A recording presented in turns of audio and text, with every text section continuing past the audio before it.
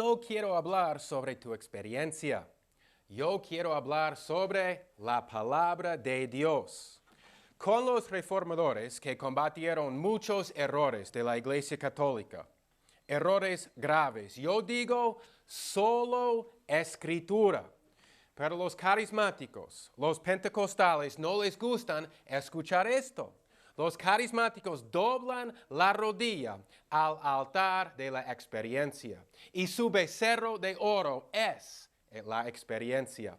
Cuando los evangélicos buscan la verdad en la palabra de Dios, la revelación de Dios para nosotros hoy en día, los carismáticos y los pentecostales buscan verdad extra bíblica en sus experiencias. Ellos quieren recibir conocimiento de Dios por medio de los sentimientos y sentidos fuera de la palabra. Y estos, quienes hablan más sobre el Espíritu Santo, casi nunca hablan sobre la obra verdadera del Espíritu Santo. Algunos de ellos ladran como perros. Otros hacen vueltas y vueltas con los cuerpos hasta que se cagan al suelo. Otros se ríen como niños de la escuela y todo esto adentro del culto santo de Dios. Dios es un Dios de orden, pero ellos dicen que no pueden controlar sus emociones. Las obras verdaderas del Espíritu Santo son salvar pecadores de su pecado. Son regenerar los corazones, son transformar la naturaleza, dando victoria espiritual al creyente, dando testimonio a nosotros que somos hijos de Dios, intercediendo por nosotros en la oración. Todas estas son las obras del Espíritu Santo, pero de estas obras no hablan los carismáticos y pentecostales. Los abusos por los carismáticos han progresado tanto que ahora hay una sola palabra para este movimiento: confusión. Han adoptado prácticas de los paganos y de los místicos y el oculto para aumentar su influencia y para empoderarse. Benny Hinn, un líder de los carismáticos y pentecostales, dijo a sus seguidores que pongan las ataúdes de los muertos delante del televisor y toma la mano del muerto para tocar la pantalla del televisor y serán resucitados. Y esto es lo que creen ellos.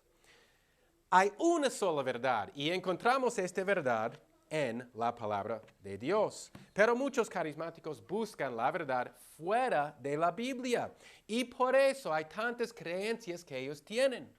Ellos dicen que cada uno tiene su propia experiencia. Y como hay millones de personas, millones de experiencias, hay millones de creencias. No miramos a la experiencia como nuestro guía. Y la razón es que nuestra experiencia nos puede engañar.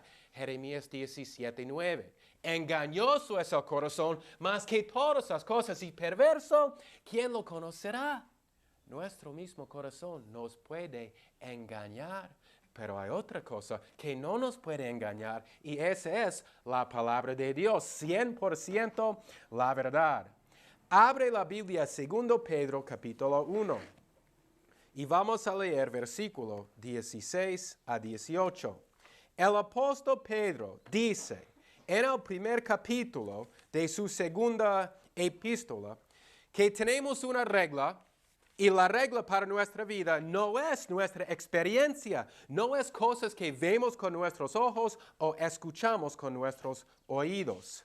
2 Pedro 1, 16 dice, porque no os hemos dado a conocer el poder y la venida de nuestro Señor Jesucristo siguiendo fábulas artificiosas, sino como habiendo visto con nuestros propios ojos su majestad. Porque Él recibió de Dios Padre honor y gloria, cuando le fue enviada desde la magnífica gloria una gran voz que decía, este es mi Hijo amado, en el cual tengo contentamiento. Y nosotros oímos esta voz enviada del cielo, cuando estábamos con Él en el Monte Santo. Pedro aquí está hablando sobre su experiencia que Él tuvo con Jacobo y Juan encima del monte de transfiguración. Esta experiencia pasó en Mateo capítulo 17. Abre la Biblia ahora a Mateo 17 y guarda el dedo aquí en 2 de Pedro. Mateo 17, vamos a leer versículos 1 a 7.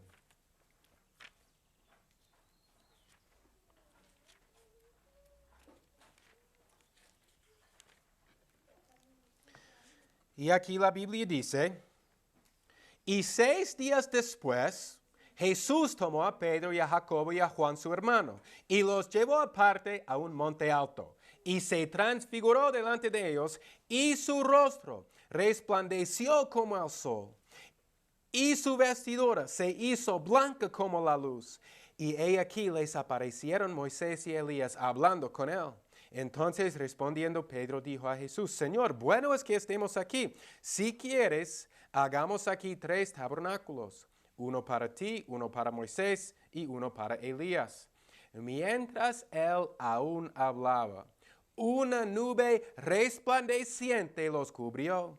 Y he aquí una voz desde la nube que decía, este es mi Hijo amado, en quien tengo contentamiento, a él oíd. Y oyendo esto, los discípulos cayeron sobre sus rostros y temieron en gran manera. Entonces Jesús vino y los tocó y dijo, levantaos y no temáis. Ahora, después de esta experiencia, Pedro cuenta esta experiencia en la epístola, en 2 de Pedro capítulo 1 que leímos. De esto está hablando el apóstol Pedro. Después de hablar sobre esta experiencia, mira lo que Pedro dice en 2 de Pedro capítulo 1 versículos 19 a 21. Ahora, 2 de Pedro capítulo 1 versículos 19 a 21. Entonces, ahorita está hablando sobre esta experiencia. Cuando él vio la transfiguración de Jesús, su ropa resplandecía como el sol. Escuchó la voz del Padre del cielo. Y ahora, escucha a lo que dice Pedro sobre esta experiencia. Tenemos además la palabra profética más segura, a la cual hacéis bien de estar atentos como a una lámpara que alumbra en lugar oscuro, hasta que el día esclarezca y la estrella de la mañana salga en vuestros corazones. Entendiendo primero esto, que ninguna profecía de la Escritura es de interpretación privada, porque la profecía no vino en tiempo pasado por la voluntad del hombre, sino que los santos hombres de Dios hablaron siendo guiados por el Espíritu Santo. Él dice aquí que la palabra de Dios es más segura que la experiencia que él tuvo. Cuando vio, dice, con sus propios ojos a Jesucristo. ¿Y por qué? Después dice, porque la palabra de Dios fue dada por el Espíritu Santo. Dios mismo respiró estas palabras. Por eso la palabra de Dios es segura. Es imposible que la palabra se equivoque, porque viene de Dios. Pero esto no es verdad sobre nuestras experiencias. Si creemos la Escritura, este pasaje debe probar para todos los creyentes que nuestras experiencias no son seguras. Tenemos alguna cosa que es más segura. La única regla para nuestra fe y práctica es la palabra de Dios. Tenemos que probar todo por la palabra de Dios. Hasta aquí hemos visto que la única regla para nosotros en esta vida, para nuestra fe y práctica, es la palabra de Dios.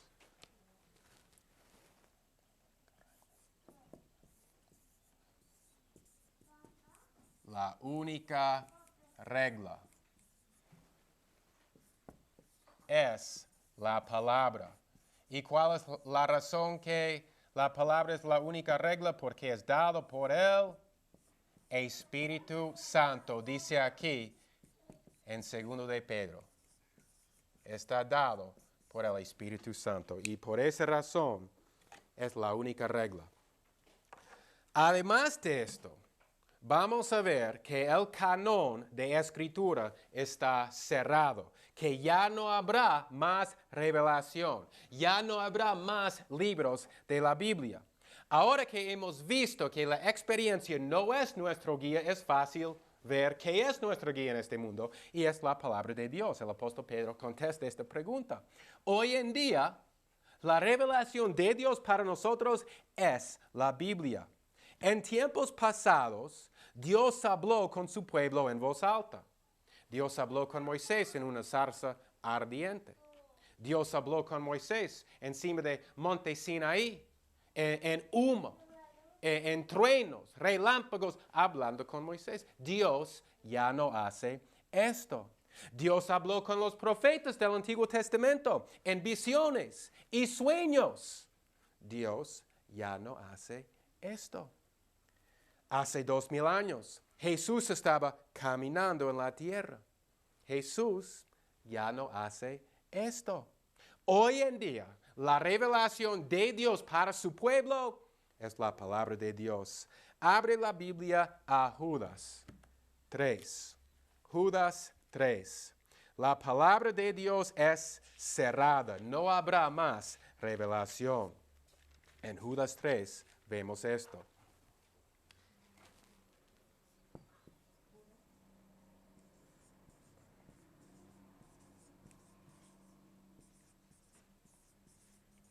La palabra es cerrada.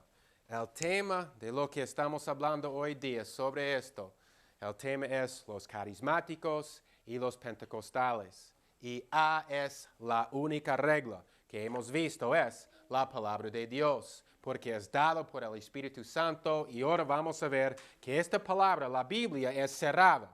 Ya no habrá más revelación. En Judas 3 la Biblia dice, amados, por la gran solicitud que tenía de escribiros tocante a la común salvación, me ha sido necesario escribiros, exhortándoos a que contendáis ardientemente por la fe que ha sido una vez dada a los santos. Esto aquí vemos que dice la fe fue dada, la fe. La fe aquí tiene el artículo. Significa la única fe, que hay una sola fe, y esta es la fe cristiana. Yo voy a leer algunos versículos que podemos probar que está hablando sobre la única fe, la fe cristiana. En Gálatas 1:23, la Biblia dice, aquel que antes nos perseguía, ahora predica la fe. Esta es la fe cristiana. También en 1 Timoteo 4:1 dice, pero el Espíritu dice expresamente que en los postreros tiempos algunos apostatarán de la fe. La única fe, ¿cuál es la fe cristiana? De cual Judas escribe aquí. Y ahora mira lo que dice sobre esta fe después en este Judas 3. Dice, una vez dada. Esta palabra tiene dos definiciones. Significa el número 1. Y aquí, en este versículo, es la segunda definición. La segunda definición de esta palabra aquí es una vez dada para siempre y ya no habrá más. Entonces aquí significa una vez para siempre y no habrá más. La escritura fue dada solamente una vez, no habrá más revelación. Y al fin miramos al verbo aquí que traducida dada. El verbo es pasivo, cual significa que fue dada por Dios. Dios dio la palabra de Dios. Dios dio el canon de la escritura al hombre. También este verbo está en el tiempo aorista, lo que significa que está en el pasado. Entonces, viendo todo esto, concluimos que esta escritura fue dada una sola vez en el pasado por Dios y ya no habrá más revelación. El verbo significa, este tiempo significa, es como tomar una foto.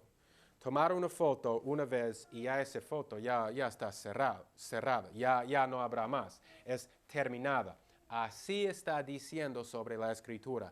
Dios dio la escritura una sola vez para nosotros hoy en día y no habrá más revelación. Otra vez, al fin de este versículo dice, por la fe que ha sido una vez dada a los santos.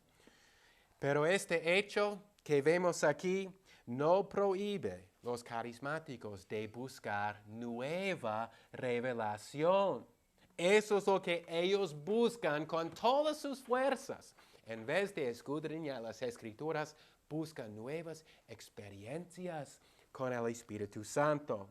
En vez de buscar la verdad de Dios, la palabra de Dios, lo que es más segura, dice el apóstol Pedro. Ahora vamos a ver los principios de los pentecostales y carismáticos, los principios de este movimiento. Y los principios empezó hace 100 años. Y en el año 1901 había un grupo de estudiantes y todos estaban reunidos y ellos estaban orando. ¿Para qué? ¿Para qué oran los pentecostales y carismáticos? Para un gran movimiento del Espíritu Santo. Y ellos habían estado estudiando el libro de Hechos y leyeron en Hechos 2 como el Espíritu Santo vino y los apóstoles hablaron en lenguas, otros idiomas, predicando el Evangelio a todas las personas. Leyeron en Hechos capítulo 10 como Cornelio habló en otro idioma, habló en lenguas. Y los discípulos anteriores de Juan el Bautista, ellos leyeron en Hechos 19 que ellos también hablaron en lenguas. Entonces ellos están orando por esto, que el Espíritu Santo les dé el don de hablar en lenguas. Esto pasó en Kansas, en los Estados Unidos. Ahora, había una estudiante y ella se llama Agnes Osman. Estos son los fundadores de este movimiento pentecostal que existe hoy día, 1901. Y tenemos su profesor, Charles Parham, o Carlos Parham, el padre de los carismáticos. Entonces, esta estudiante dice a su profe, pon tus manos en mí y ora. Entonces, él pone sus manos en ella y está orando. Después de algunas oraciones, según ellos, ella empieza a hablar chino. Según ellos, por 3 días ya no podía hablar inglés, solo chino. Esto era el don para que ellos estaban orando, el don de hablar en lenguas. El don de hablar en lenguas es el don de hablar en otro idioma que nosotros no conocemos. Pero ahora hay algunas dudas que tenemos. Bueno, después de esto ella empezó a hablar en lenguas en chino. Otros estudiantes después de ella, también ellos dicen, tuvo esta misma experiencia de hablar en idiomas que ellos no conocieron. En los siguientes años, 50,000 personas, según ellos, tuvieron esta misma experiencia de hablar en lenguas. Hoy en día los pentecostales tienen unos 500 millones de personas. Es un movimiento muy grande.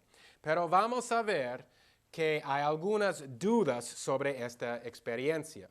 Estos estudiantes, por lo menos, entendían que el don de hablar en lengua significa hablar en un idioma conocido, como Osman estaba hablando en chino.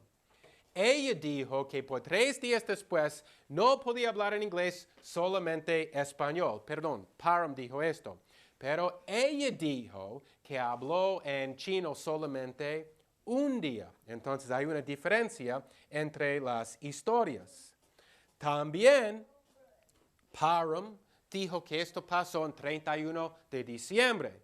Osman dijo que esto pasó el 1 de enero. Entonces vemos que hay algunas dudas sobre esto. Osman también dijo que en otra ocasión anterior que ella había hablado en lenguas antes del 1 de enero. Y los otros estudiantes, quienes estaban con ellos, dijeron que este grupo eran locos. Pero más importante que todo esto es un fracaso que tenía los misioneros de Parham. Entonces aquí vemos que hay dudas sobre esto, dudas sobre esta experiencia. Ahora vamos a ver el fracaso con los misioneros. Después de esto, Charles Parham escribió en un periódico que ya no es necesario que un misionero estudie años y años antes de ir a un país afuera. ¿Por qué? Porque Dios dio el don de lenguas. Ellos pueden ir nomás, sube al avión, vaya y predica. Porque Dios da el don de lenguas. Ya no es necesario estudiar un idioma porque Dios da este don. Entonces, ¿qué hicieron los misioneros? Los estudiantes de Parham se fueron a otros países. Y cuando ellos llegaron y están esperando que Dios da el don de lenguas para predicar en el idioma de ellos, ¿qué pasó? Nada. Ni un solo misionero podía predicar en el idioma del país de la gente en el país de donde se fue. Ni uno. Todos estos misioneros regresaron en fracaso, probando que Dios no dio el don de lenguas. Esto era un fracaso. Y después de esto, Osman, ella escribió las palabras, las letras y las palabras del idioma que ella recibió. Y esto publicó en el periódico. ¿Y qué pasó? Después todos supieron la verdad, que esto no era un idioma.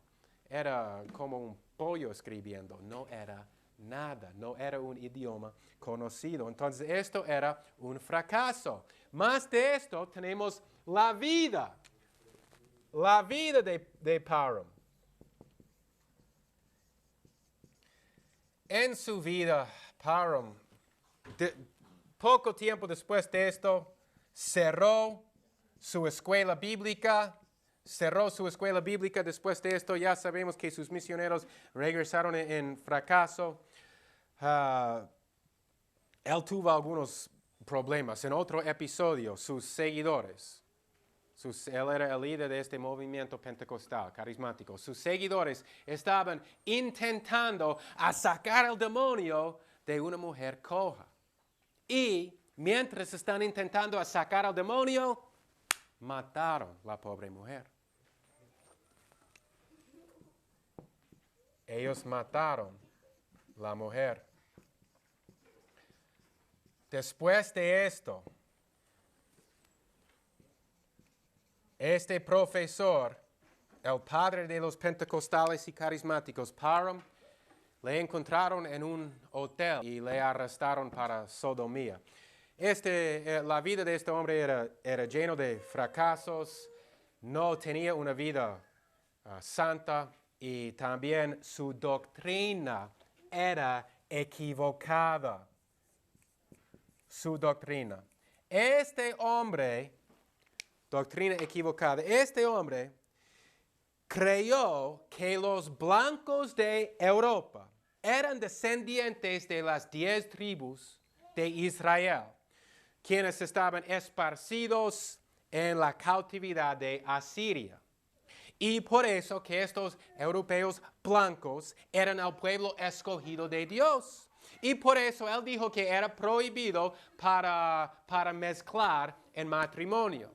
Era prohibido para casarse entre las razas diferentes. Y él dijo que enfermedades iban a quitar las personas con sangre mezclada de la faz de la tierra. Esta era la doctrina del fundador de los pentecostales. Parham también creyó en inmortalidad condicional, que el sufrimiento en el infierno no es eterno y que Dios aniquila a los incrédulos, que los destruye, que ya no existen. No es difícil ver que el principio de estas denominaciones de los pentecostales y carismáticos está lleno de error. Dudas sobre lo que pasó en esa noche en 1901 con Agnes Osman, el fracaso de los misioneros pentecostales porque nunca recibieron el don de lenguas.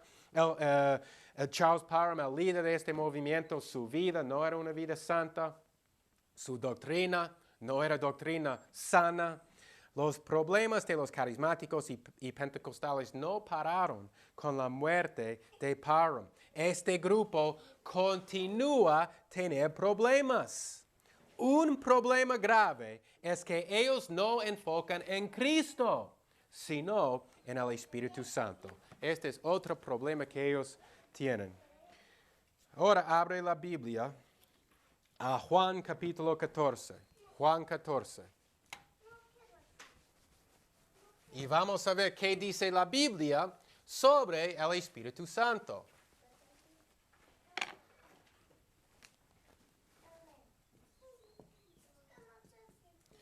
El enfoque debe ser en Cristo.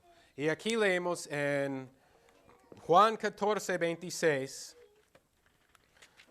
Juan 14, 26, la Biblia dice, mas el Consolador, el Espíritu Santo, a quien el Padre enviará en mi nombre, Jesús está hablando, Él os enseñará todas las cosas y os recordará todo lo que yo os he dicho. Entonces vemos que el trabajo del Espíritu Santo es para enseñar lo que Jesús ha enseñado.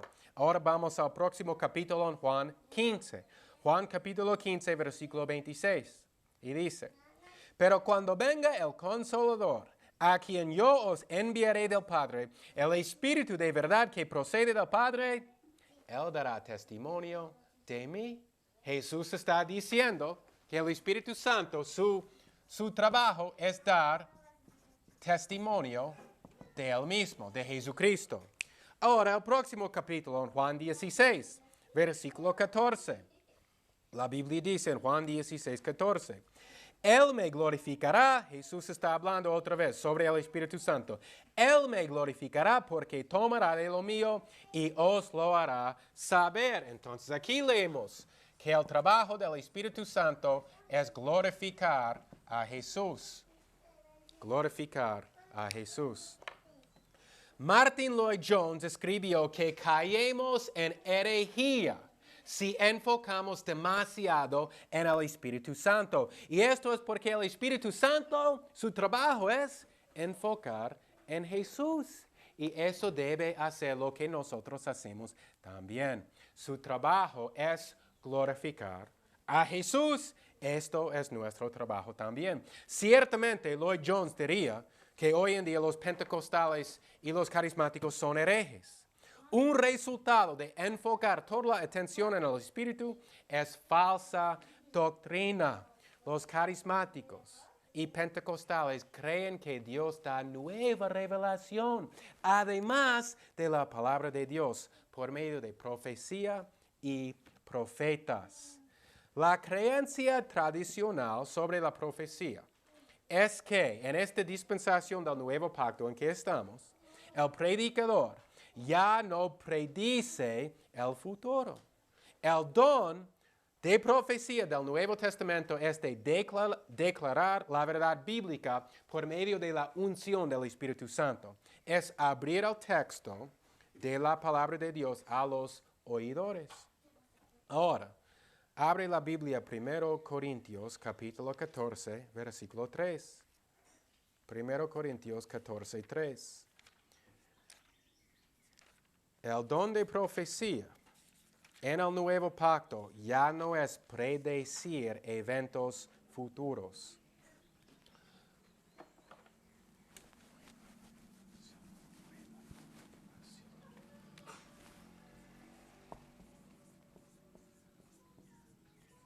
Ahora los pentecostales dicen que ellos reciben nueva revelación.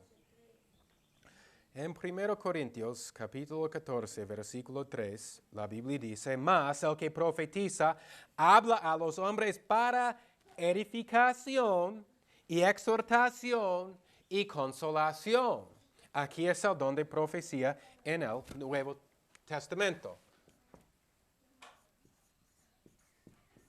No es predecir eventos futuros. Pero con los carismáticos, además de ellos, los católicos también rechazan esto. Ellos dicen que el Papa es un profeta y lo que él dice sobre la religión es 100% la verdad, fuera además de la palabra de Dios. En esto, los carismáticos y los católicos son compañeros. Escucha a lo que han escrito los católicos. Dice, el 1 de noviembre de 1950, mediante la Constitución Apostólica Munificentissimus Deus, y luego de consultar a todos los obispos del orbe, el siervo de Dios, Papa Pío XII, proclamó solemnemente ser verdad de fe la asunción de la Santísima Virgen María. Pronunciamos, declaramos y definimos ser dogma de revelación divina, que la Inmaculada Madre de Dios, siempre Virgen María, cumplido el curso de su vida terrena, fue asunta en cuerpo y alma a la gloria celeste. Por eso, si alguno lo que Dios no quiera os hace negar o poner en duda voluntariamente lo que por nos ha sido definido, sepa que ha caído de la fe divina y católica. A ninguno pues sea lícito infringir esta nuestra declaración, proclamación y definición, u oponerse o contravenir a ella. Si alguno se atreviere a intentarlo, sepa que incurrirá en la indignación de Dios omnipotente y de sus santos apóstoles Pedro y Pablo. Este es el asunto grave sobre la profecía. La Iglesia Católica dice que el Papa Pío XII recibió revelación divina que no aparece en la Biblia. Y esta revelación es que Dios resucitó a la Virgen María en su cuerpo y que ella ascendió al cielo y ahora Madre de Dios es la reina del cielo. Y si tú niegas esto, lo que no aparece en la Biblia, si tú dices que eso no pasó, la Biblia no dice esto, que tú no puedes ir al cielo, según los católicos.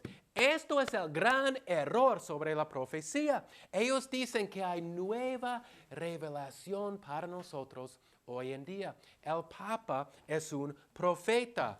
Los carismáticos y pentecostales tienen sus propios profetas, tal como los mormones. Los mormones tienen Joseph Smith, supuestamente un ángel. Moroni apareció a él. Él encontró dos platos de oro en que estaba escrito palabras. Él tradució las palabras y ahora ellos tienen la palabra de Dios y el libro de Mormón. Entonces ellos también creen en nueva revelación. Vimos con los adventistas que ellos tienen Ellen White. Supuestamente recibió revelación divina, uno de los adventistas, que dice que en 1843 Jesús entró al lugar santísimo en el cielo y ahora está en el santuario haciendo el juicio investigativo. Vemos que las sectas añaden a la escritura. Añaden a la escritura. Y vemos quién hace esto. ¿Quién cree nueva revelación? Las sectas. Tenemos mormones, adventistas, también tenemos los católicos, los carismáticos y pentecostales. Ahora vamos a leer cuál es el castigo para una sola profecía que falla. Abre la Biblia en el Antiguo Testamento a Deuteronomio capítulo 18. Deuteronomio capítulo 18. Vamos a leer versículos 20 a 22. Y aquí la Biblia explica lo que pasa a un profeta cuando da una profecía que no pasa. Dice, pero el profeta que tenga la presunción de hablar una palabra en mi nombre, que yo no le haya mandado hablar, o que hable en nombre de dioses ajenos, el tal profeta morirá. Y si dices en tu corazón, ¿cómo conoceremos la palabra que Jehová no ha hablado?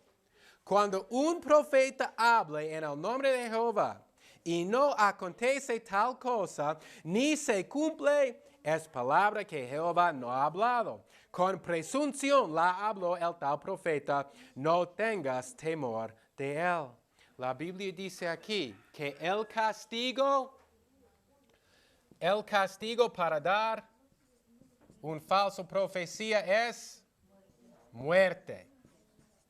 ¿Cuántas falsas profecías han dado estos profetas del movimiento pentecostal y carismático hoy en día? Ay, ni podemos contar. Ahora abre la Biblia, Deuteronomio capítulo 13. Pocas páginas antes. Vamos a leer versículos 1 a 3. 1 a 3. Aquí la Biblia dice: Cuando se levantare en medio de ti profeta, o soñador de sueños, y te diere señal o prodigio, y se cumpliere la señal o prodigio que él te dijo, diciendo: vamos en pos de dioses ajenos que no conociste, y servámosles, no darás oído a las palabras de tal profeta, ni al tal soñador de sueños, porque Jehová vuestro Dios os prueba, para saber si amáis a Jehová vuestro Dios con todo vuestro corazón y con toda vuestra alma. Mire lo que dice aquí. Aquí dice que un falso profeta puede predecir el futuro. Él dice algo y sí pasa, pero no es de Jehová. Entonces, ¿qué aprendemos aquí? Aprendemos aquí que un falso profeta que no es de Dios puede predecir el futuro. Satanás nos puede engañar. Satanás es poderoso en este mundo. Además de esto, si hay un profeta que da una profecía y no pasa, el castigo es la muerte. Estas son las dos cosas que aprendemos de estos versículos. Ahora, abre la Biblia a Mateo 24. Y vamos a leer versículo 24. Mateo 24, 24.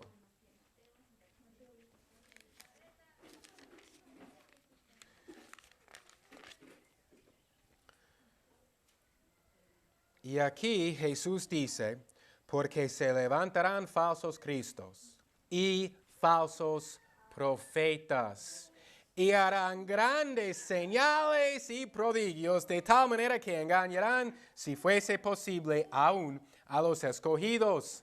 Hacer un milagro o dar una profecía que si pasa, no prueba que este hombre es de Dios. Esto es lo que dijo Jesucristo. Además de esto, podemos leer Mateo capítulo 7.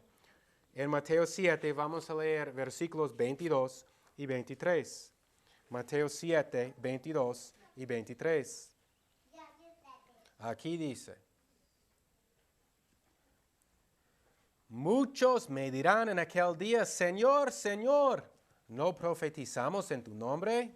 ¿Y en tu nombre echamos fuera demonios? Y en tu nombre hicimos muchos milagros. Y entonces les protestaré: nunca os conocí, apartaos de mí, obradores de maldad. Entonces, cuando los pentecostales vienen diciendo: pero yo vi con mis ojos que él hizo este señal, este milagro, yo escuché la profecía y sí pasó, yo vi que él sanó a alguien. ¿Qué dice Jesucristo? Jesús da tres cosas aquí que no prueban que un hombre es de Dios. ¿Cuáles son estas tres cosas? Dar una profecía, echar fuera demonios y hacer milagros. Que una persona haga milagro no significa que es de Dios. Jesús dice a estos: nunca os conocí, apartaos de mí, obradores de maldad. Entonces, cuando ellos vienen diciendo: pero yo vi con mis ojos esta señal, yo escuché con mis ojos que dio una profecía y pasó. Abre la Biblia, capítulo Mateo 7, versículos 22 y 23, y lee lo que dice. Benny Hinn, un líder de los pentecostales, dijo en 1989 que Fidel Castro iba a morir en pocos años. Benny Hinn dijo que un gran terremoto iba a destruir la costa oriente de los Estados Unidos. Y Benny Hinn dijo que un fuego iba a destruir a los homosexuales antes del año 1995. Fidel Castro todavía vive. Los Yankees de Nueva York y los Red Sox de Boston, Massachusetts, todavía juegan béisbol en la costa oriente de los Estados Unidos. Y los homosexuales están casándose hoy en día. Todas estas profecías fracasaron. Según el Antiguo Testamento, él es un falso profeta. En capítulo 1, Sección 6 de la Confesión de Fe de Westminster. Leemos. El consejo completo de Dios, tocante a todas las cosas necesarias para su propia gloria y para la salvación, fe y vida del hombre, está expresamente expuesto en las Escrituras o se puede deducir de ellas por buena y necesaria consecuencia. Y a esta revelación de su voluntad nada ha de añadirse, ni por nuevas revelaciones del Espíritu, ni por las tradiciones de los hombres. La fe histórica de la Reforma es esta, que la palabra es suficiente para nuestra fe y práctica y que no habrá más revelación de Dios, sola Escritura. Esta es la razón que rechazamos las invenciones de la Iglesia Católica y la resurrección y ascensión de María, y la razón que rechazamos el Libro de Mormón de Joseph Smith, y la razón que rechazamos el santuario y juicio investigativo de los adventistas y de Ellen White. La Escritura dice que Dios ya no habla en palabras de profecía y visiones. Abre la Biblia a Hebreos capítulo 1. Hebreos capítulo 1.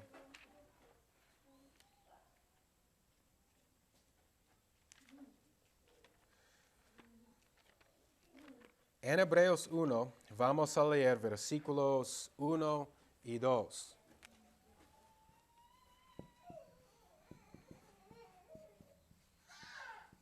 Dios ya no habla hoy en día por medio de profetas.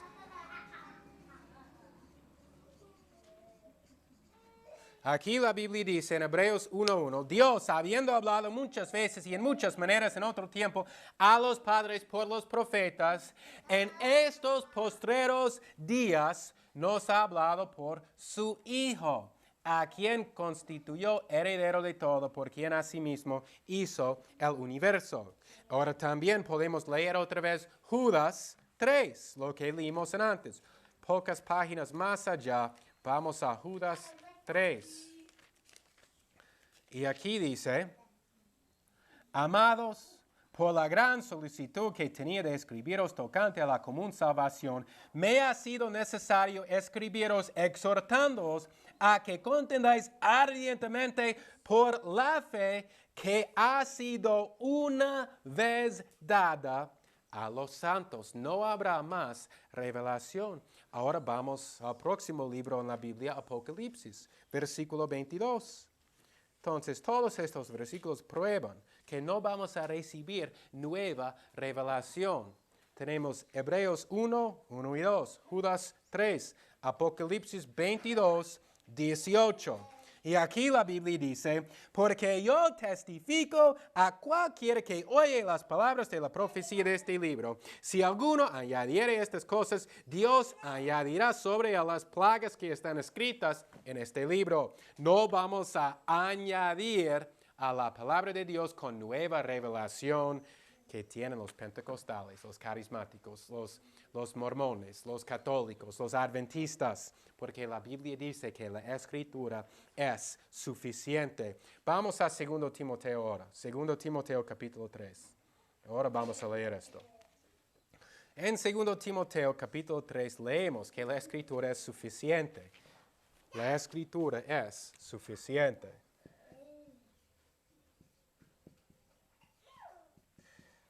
Vamos a leer versículos 15 a 17.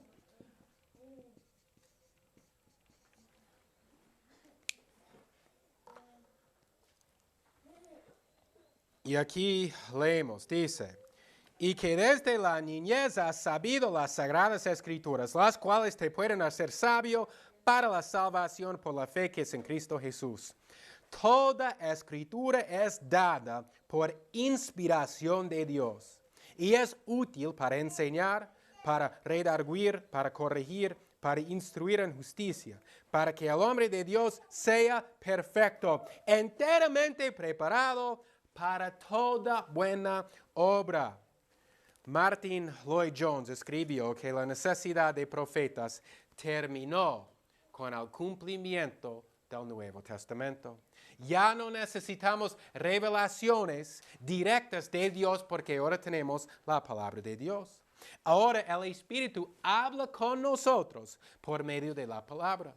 Y Jones dijo que debemos rechazar la palabra revelación y debemos utilizar la palabra iluminación, porque esta es la manera que el Espíritu Santo obra hoy en día, iluminando nuestros corazones y nuestro entendimiento a la verdad de la Biblia. Él abre nuestro entendimiento a las palabras inspiradas de Dios. Revelación fue dada una vez para siempre, mientras lo que tenemos todavía es la iluminación del Espíritu Santo. Y la palabra está explícita en dar instrucciones para la iglesia. Y una de estas instrucciones que tenemos es que no hay pastoras en la iglesia, pero los pentecostales, los carismáticos rechazan la palabra y añaden a la palabra de Dios. No obedecen este requisito de ser un pastor. Ahora abre la Biblia 1 Timoteo, capítulo 2. 1 Timoteo, capítulo 2. Y vamos a ver ahora lo que dice la Biblia. 1 Timoteo 2, vamos a leer versículos 11 a 15.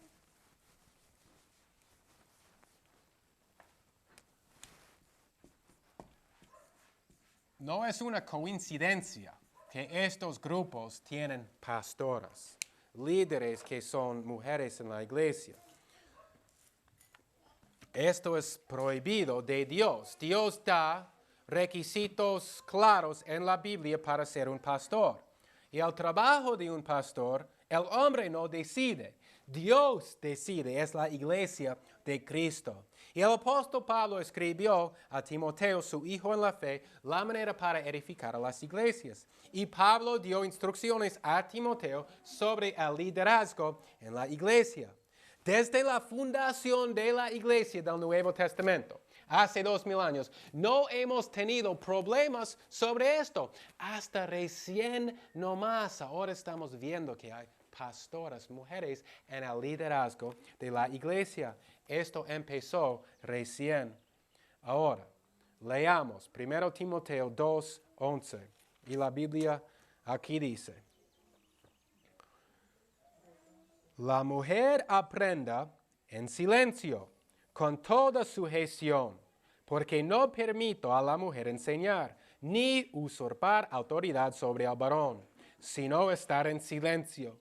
Porque Adán fue formado primero, después Eva, y Adán no fue engañado, sino que la mujer, al ser engañada, cayó en transgresión. Pero será salva engendrando hijos, si permanecieran en fe y amor y santidad con modestia. Esto es lo que dice la palabra de Dios. La primera cosa que Pablo dice a Timoteo es que el papel de la mujer en la iglesia no es enseñar, es escuchar, aprender en silencio, dice en versículo 11. Esta palabra, aprender, significa recibir instrucción. Aquí dice en silencio, significa tener un espíritu de paz y no de contención, discutiendo o hablando, sino que aprenda en silencio, dice aquí.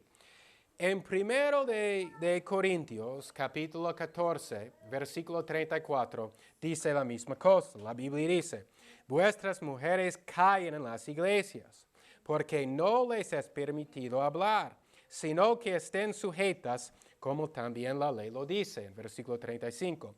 Y si quieren aprender alguna cosa, pregunten en casa a sus maridos, porque vergonzoso es que una mujer hable en la iglesia.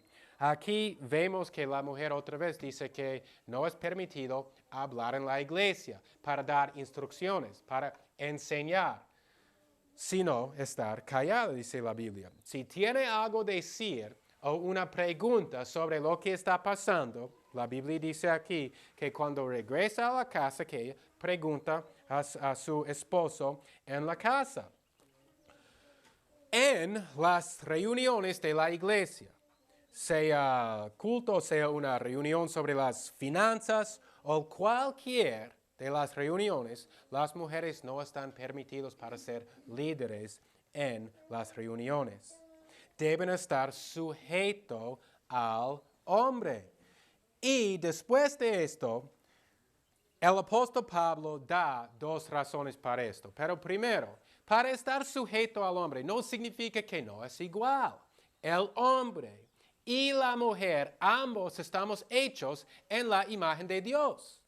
Somos iguales. Estar sujeto no significa que la mujer es peor que el hombre o no es igual al hombre.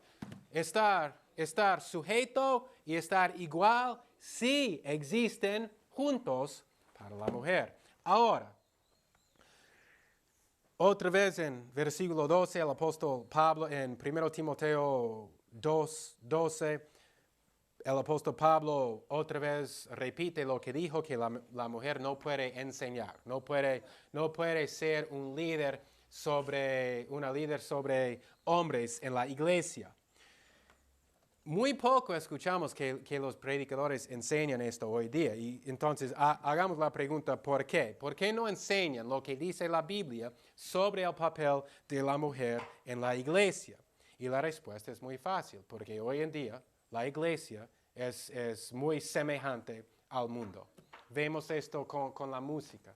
Muchas iglesias tienen la misma música en que se escucha en la radio del mundo, se escucha en la iglesia. Vemos esto muchas veces con las mujeres que andan en las ciudades. No podemos distinguir cuál es de la iglesia, cuál es una mujer de Dios y cuál es una mujer que es incrédula. Y la razón es que la iglesia es muy semejante al mundo hoy en día. No debe ser así. También vemos esto con el liderazgo dentro de la iglesia. Hoy en día en el mundo hay mujeres que son presidentas. En las empresas hay mujeres que son los jefes de las empresas. En las escuelas, colegios, universidades, vemos que las mujeres son las directoras. Y ahora esto también ha entrado a la iglesia, donde tenemos pastoras sobre los hombres sujetos a las mujeres. El orden de la creación no es así. Todo esto es prohibido de Dios. Ahora en versículo 13, el apóstol Pablo da la razón. Él da dos razones. En versículo 13 da una razón, en versículo 14 da otra razón, que la mujer es prohibida de enseñar en la iglesia. Leamos versículo 13 otra vez para ver lo que dice. Dice, porque Adán fue formado primero, después Eva. Entonces vemos aquí que la primera razón que el apóstol Pablo da, que la mujer no puede enseñar al hombre, es que el orden de creación. Primero, Dios creó el hombre. Ahora, hemos visto aquí, bajo las pastoras, hemos visto que Dios da requisitos. Hemos leído aquí en 1 Timoteo 2, 11 a 15, hay requisitos, una mujer no puede enseñar. Y después en capítulo 3, el apóstol Pablo da más requisitos para los pastores en la iglesia. Después de esto dice que la mujer no puede enseñar. Y aquí vamos a ver dos razones. La primera razón es el orden de la creación. Dios creó a Adán primero, después Eva. Vemos en la ley de Dios en el Antiguo Testamento que el primogénito de la familia recibe la mayor bendición, recibe la herencia que es más grande que los otros niños en la casa. Colosenses 1 se refiere a esto cuando habla sobre Jesús, que Él tiene los derechos sobre la creación. Y esto es lo que dice el apóstol Pablo aquí. Adán tiene autoridad porque Dios creó a Adán primero. El nombre Adán significa hombre. Y Adán, el primer hombre, es la cabeza de la raza humana. Eva recibió otro nombre. Y mire, si ustedes se acuerdan, al principio de Génesis, ¿qué pasó cuando Adán dio nombres a los animales? Dios trajo a cada animal a Adán. Adán dio nombres. Este significa autoridad, que Adán tiene autoridad sobre los animales. ¿Quién dio el nombre de Eva? Adán.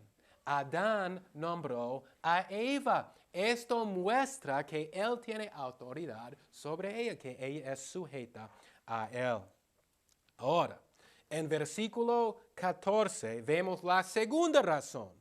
La segunda razón en versículo 14, que la mujer es prohibido de enseñar al hombre. Y aquí dice, y Adán no fue engañado, sino que la mujer, al ser engañada, cayó en transgresión. Entonces aquí dice, la mujer fue engañada. La mujer fue engañada, no Adán, no al hombre, sino la mujer. Adán, o la serpiente, Satanás no se acercó a Adán. El gran dragón se acercó a Eva, mintiendo, diciendo, no morirás. Satanás esperó hasta que ella estaba solita, fuera de Adán, y se acercó a ella, y mintió, y le engañó. Esta es la segunda razón que el apóstol da, que la mujer no puede enseñar, porque el hombre no fue engañado. Adán cuando comió no fue engañado. Eso era pura desobediencia. Él quería el compañerismo de su esposa, de Eva, y comió sabiendo las consecuencias, sino Eva fue engañada. La implicación aquí es que la mujer es más fácil engañar que el hombre. Y en versículo 15 vemos, pero será salva engendrando hijos, si permanecieren en fe y amor y santidad con modestia.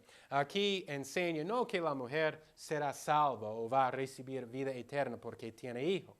Lo que dice aquí es que el papel de la mujer, donde ella va a encontrar felicidad en este mundo, es en la familia y teniendo hijos. Los pentecostales y los carismáticos rechazan la revelación de Dios, rechazan la palabra de Dios y permiten que las mujeres enseñen a los hombres y tienen autoridad sobre los hombres.